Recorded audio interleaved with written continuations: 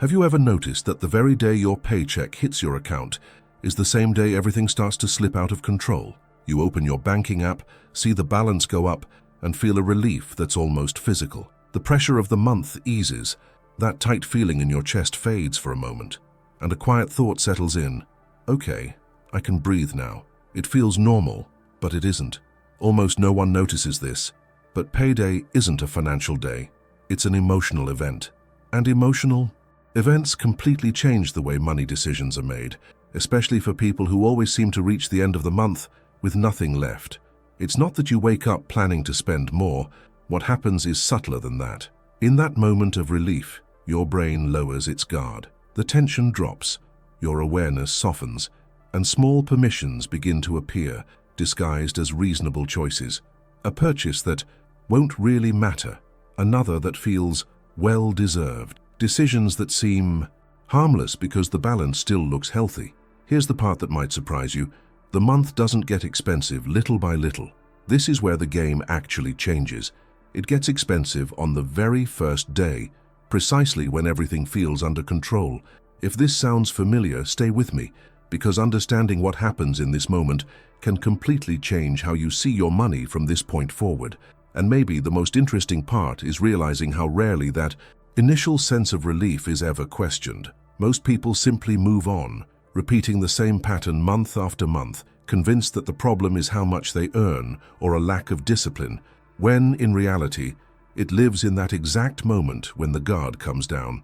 If, as you're listening to this, a memory popped into your mind, that feeling of, now I can, that expense that seemed too small to matter, it's worth pausing for a second and acknowledging it.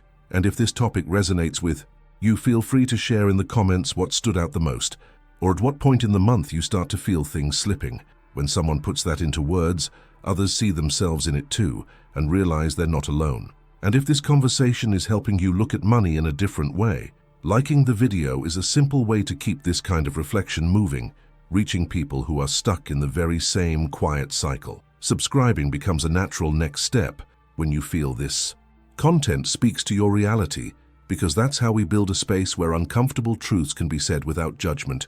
From here on, what matters is paying closer attention to what happens right after that first moment of relief, because it's in that seemingly innocent point that invisible decisions begin shaping the rest of the month. The most delicate part of all this is that almost no one feels like they're making a wrong decision. Quite the opposite. What happens in that moment? It doesn't feel impulsive. It doesn't sound like a loss of control, and it certainly doesn't look like irresponsibility. What steps in is something much quieter, a sense of entitlement. After weeks of holding back, avoiding things, saying no to small wants, the brain builds an internal story that sounds fair, balanced, even mature. Now I can. This doesn't feel like a trap. It feels like a reward. And that's exactly where the hidden truth lives, the one that keeps so many people stuck in the same financial cycle. You don't wake up thinking you're going to spend more. You simply allow yourself more, a bit more comfort, a bit less effort, a small relief that feels harmless, a different coffee, a subscription that quietly comes back, a food delivery that wasn't in the plan, an expense you don't even label as spending, you call it deserved. These choices are too small to trigger immediate guilt, too acceptable to raise any alarms, and added together, they create an impact that only shows up weeks later, when the balance starts tightening again and that sense of control disappears. Now I want to go even deeper into this, because this mechanism isn't really about money. It's about mindset. It's about how the mind turns restraint into emotional credit. Every past effort becomes a kind of future justification, and what's most interesting is that, in this invisible script, spending doesn't present itself as a mistake. It presents itself as fairness, as if you were simply restoring balance after a difficult stretch. It's a powerful emotional logic, working quietly behind the scenes of the simplest decisions, shaping an entire financial journey without you even noticing. When this pattern repeats, it turns into identity. People start seeing themselves as someone who just can't save, when in reality they're responding to an internal compensation system that was never questioned. And while this stays unconscious, no spreadsheet, no income increase, no promise of change is enough to sustain real transformation. If at any point you saw yourself in this silent sequence, leave a comment saying, "This makes sense to me," At some point in the month, that almost automatic sentence shows up. I don't know where my money went. It usually comes loaded with confusion, sometimes guilt, sometimes frustration, and the most interesting part is that this feeling doesn't appear when the money leaves, but long after it's already gone, quietly. Money doesn't just disappear. That's one of the hardest truths to accept. It's committed well before it turns into a visible expense, in the background of decisions that feel too small to matter. When your pay hits, a lot gets decided, without ever passing through conscious awareness. A subscription that had been cancelled comes back because now it doesn't really hurt. An order that was supposed to be the exception becomes routine, just for this month. A purchase you push off because the balance still looks comfortable. None of this feels final when it happens. Quite the opposite, it all feels reversible, temporary, under control. But those permissions create invisible ties. They take up future space in your budget, while the present still feels calm. Now I want to go even deeper here, because this is where the confusion fully sets in. The brain doesn't register these commitments as losses. It labels them as neutral decisions. And as the month moves on, the impact shows up without warning. The money has already been allocated, but the feeling is one of surprise. It's as if the end of the month appeared out of nowhere, when in reality it was drawn on day one. That's the shift almost no one notices. When the month begins, the ending is already decided. It's just not visible yet. This dynamic creates a silent journey, where people believe the problem is income, bad luck, or a lack of control, without seeing the sequence of choices that shape the outcome. The hidden truth is that financial pressure doesn't happen at the moment of scarcity, but at the moment of permission. And while this stays unseen, the mindset keeps running on autopilot, repeating decisions that feel harmless, yet always lead to the same result. This is where a lot of people recognize themselves, even if they've never put it into words. Those who constantly end the month at zero often believe they're dealing with an external problem, something almost random, not enough income, unexpected expenses, tough months, a few isolated decisions that went wrong. But when you look closely, you start to see a script repeating quietly in the background. It's not a one-off event.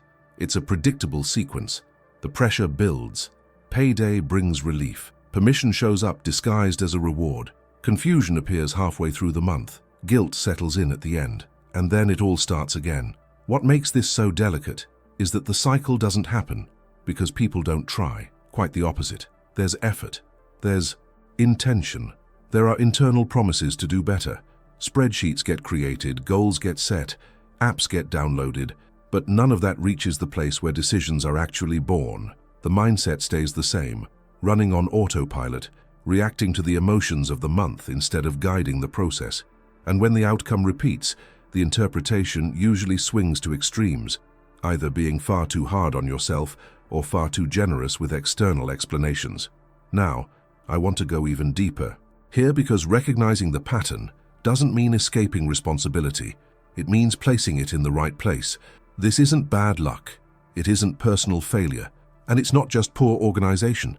It's behavioral predictability.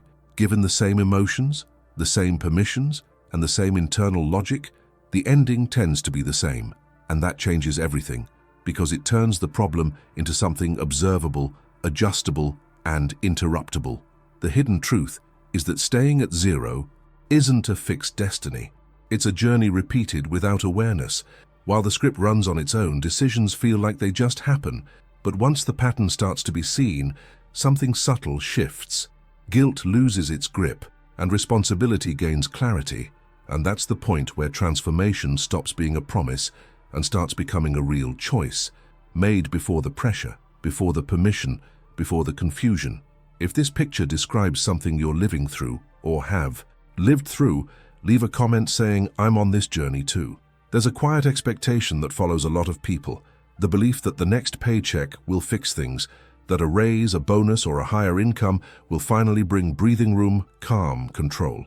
But that hope usually overlooks something fundamental. New money doesn't arrive on neutral ground. It lands inside the very same mindset, the same habits, the same automatic decisions that were already there before.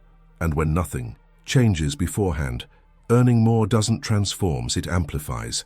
What happens in practice is that the initial relief becomes stronger, the sense of permission grows louder, and the choices feel even more justified. The pattern doesn't disappear. It reinforces itself. The invisible script keeps running, just on a different scale. That's why so many people increase their income and still feel the same emotional pressure at the end of the month. The impact isn't in the number that comes in, but in how that number is interpreted on day one. This is one of the most uncomfortable realizations along this path, because it removes the illusion that all it takes is waiting for the next external shift. Now, I want to go even deeper here, because the point of transformation isn't the size of the paycheck, it's the moment it lands. That's where the journey truly begins. That's where small, almost imperceptible decisions set the outcome weeks later. And while that moment isn't clearly observed, the financial future keeps repeating the past, almost perfectly. The hidden truth is that the month doesn't unravel little by little. It's directed right at the start, precisely when everything feels under control. Maybe the most important question isn't how much you earn, but what happens inside you on the exact day the money arrives. What emotions surface? What thoughts activate? What permissions quietly appear without announcement? That's the point where something needs to change first.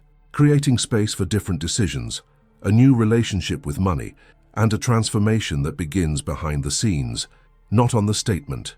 If you made it this far, it's because this conversation touched something real inside you. This wasn't just about money. It was about noticing patterns, seeing what usually stays behind the scenes, and understanding decisions that are almost never questioned. If this reflection resonated with you, subscribing to the channel is simply a way to keep walking this path of clarity without rush, at your own pace, staying connected to conversations like this that usually don't happen out loud. If you feel like it, you can also leave a comment to mark that you stayed until the end.